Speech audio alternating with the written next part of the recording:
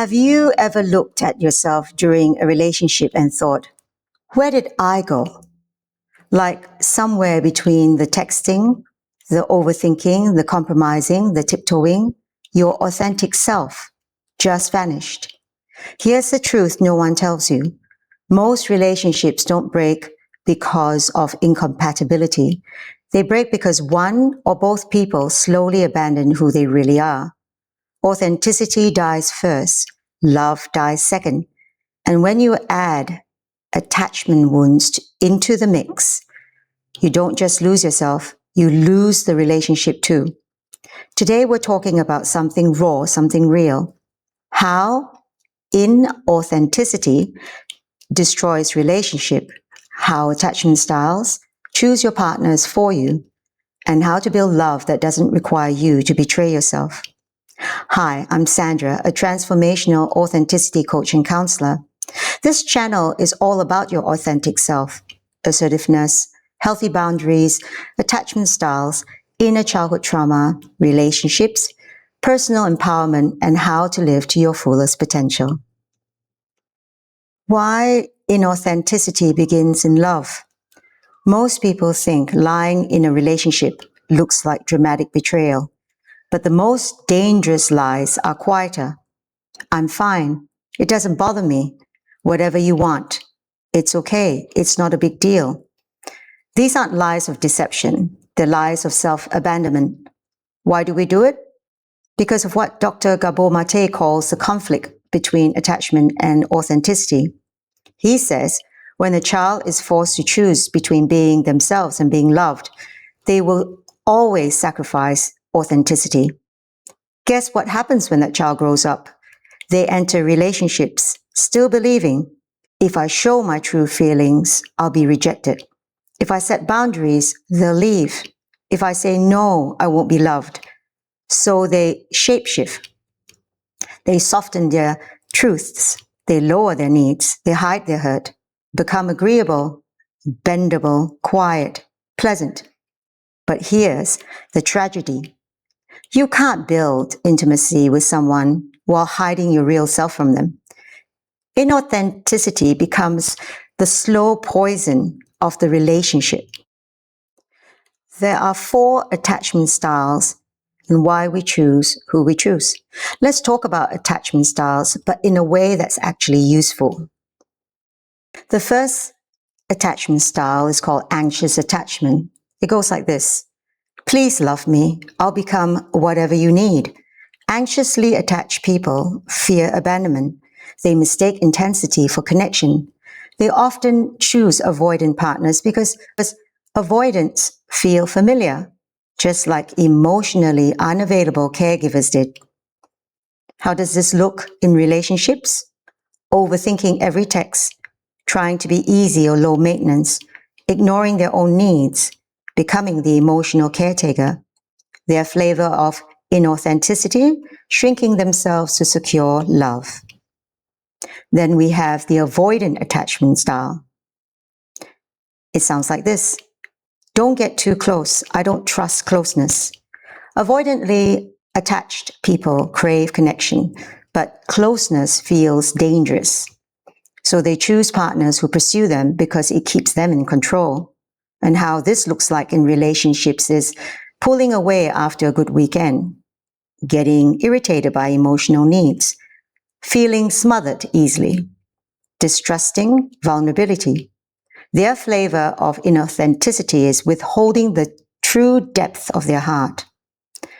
The third style is disorganized, or also known as the fearful avoidant. And it sounds like this. Come close. No. Go away. This style is born from trauma. Love feels magnetic and terrifying at the same time. How it shows up? Intense highs, sudden withdrawals, deep connection followed by panic, emotional chaos that feels like chemistry. Their flavor of inauthenticity, masking instability with intensity. Number 4, secure attachment. A secure person chooses partners who don't require self-abandonment. They communicate, they repair, they don't play games. Their flavor of authenticity is showing up as their whole self without fear. I'm going to explain what happens the moment attachment wounds collide. Here's the heartbreak nobody explains. Anxious partners abandon themselves to keep love. Avoidant partners abandon others to protect themselves. And together, they perform a dance Jung would call a shadow romance, two people acting from wounds rather than wholeness. In The Undiscovered Self, Jung writes that what we repress becomes what controls us. In love, that means your unspoken needs, your suppressed emotions, your hidden wounds become the forces steering the relationship. You're not dating as your authentic self. You're dating as your adapted self, the one you built to survive childhood. Authenticity never gets a chance. So how does inauthenticity show up in your relationship? These are the red flags. Not of a bad partner, but of your own abandonment of self. You apologize for needing reassurance. You downplay what hurts you. You say yes when you're exhausted. You tolerate behavior that violates your boundaries. You feel anxious when you're true to yourself.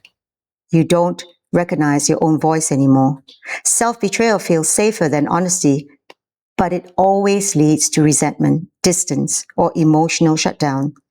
You cannot keep abandoning your truth and expect a relationship built on honesty. So how do we restore authenticity in love? Here's the part that brings hope. Authenticity can be rebuilt, not all at once, but in small, courageous steps. For example, step number 1, start with micro-truths. Instead of pretending, practice saying things like, actually, that hurt my feelings. I need a moment. I prefer this. I'm not available right now. Small truths strengthen your internal backbone. Number 2, repair the attachment wound, not the relationship dynamic. Ask yourself, is this my fear responding or my needs? If it's fear, pause. If it's needs, speak. Number 3, stop choosing partners who require your self-betrayal. Anxious attachment often finds the avoidant partner exciting, but excitement isn't love. It's familiarity with inconsistency. Choose a partner who feels safe, not dramatic. And number 4, bring Jung into the room. Jung said the goal of life is individuation, becoming your whole authentic self.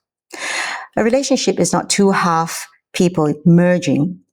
It is two whole people meeting. If you lose yourself to keep love, you don't have a relationship.